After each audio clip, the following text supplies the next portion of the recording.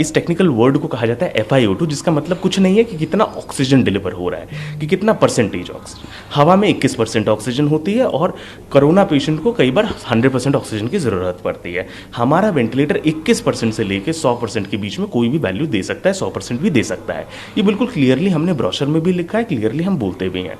और आप किसी भी डिवाइस को इससे लगा के टेस्ट कर लीजिए। इनफैक्ट हमने ये डिवाइस मंगा रखी है, हम आपको एक बार करके भी दिखाएंगे। और कोई भी डॉक्टर जिसको इस बारे में डाउट है, वो इस डिवाइस को लगा के हमारे वेंटिलेटर पे देख सकता है, इंडिपेंडेंटली वेरीफाई कर सकता है। जहाँ तक बात आ रही है कि FiO2 यानी ऑक्सीजन की मात्रा को गड़बड़ की जा रही है, चलिए इस बारे को भी मैं आपको समझा देता हूँ। हर वेंटिलेटर के अंदर ऑक्सीजन सेंसर लगा होता है, जो कि धीमे धीमे उसकी एफिशिएंसी कम होते जाती है, जो कि धीमे धीमे उसकी पावर कम होते जाती है। मैं बहुत सिंपल वर्ड्स में बता रहा हूँ। तो उसको कैलिब्रेट करना पड़ता है। हर वेंटिलेटर के अंदर ऑक्सीजन कैलिब्रेशन का एक ऑप्शन होता है।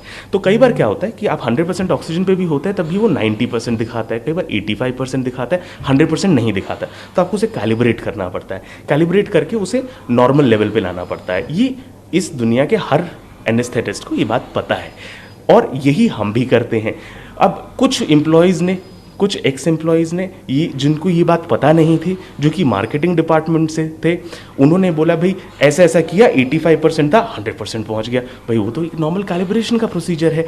अब राहुल गांधी जी को शायद ये बात पता नहीं होगी, क्योंकि वो डॉक्टर तो है नहीं, तो उन्होंने उसे रीट्वीट कर दिया, बट इस बात को वेरीफाई नहीं किया कि भाई कैलिब्रेशन का प्रोसीजर होता क्या है, कैलिब्रेशन कैसे की जाती है। तो इसके अंदर कोई भी घपला नहीं है। दिल्ली के अंदर LNGP हॉस्पिटल है, जिसने हमारा वेंटिलेटर रिजेक्ट नहीं किया। उसने ये बोला था कि हमारे वेंटिलेटर के अंदर CPAP BiPAP नहीं है, और उन्होंने अब ये बात बता दी है कि हाँ इसमें CPAP BiPAP है।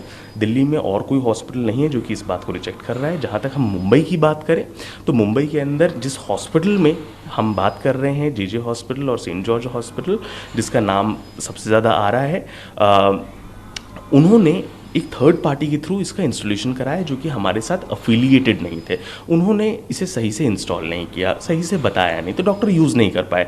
एंड उसके अंदर लिखा है भाई 5 मिनट के अंदर आपका वेंटिलेटर फेल हो गया। भाई अगर आप गाड़ी के अंदर पेट्रोल की जगह डीजल डाल दें तो ख़राब होगी ही गाड़ी। तो उसी तरीके से अगर वेंटिलेटर को सही से कनेक्ट ना किया जाए, अब उसके अंदर भी डॉक्टर बोलते हैं कि भाई हम तो इतने साल से वेंटिलेटर यूज़ कर रहे हैं, आप हमें सिखाएंगे वेंटिलेटर यूज़ करना।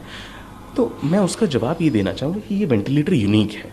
आप एक नॉर्मल वेंटिलेटर देखिए और हमारा वेंटिलेटर देखिए, देखने में ही आपको डिफरेंस समझ में आएगा। इसके अंदर कुछ यूनिक चीज़ें हैं जो कि समझाना पड़ता है, जो कि बताना पड़ता है।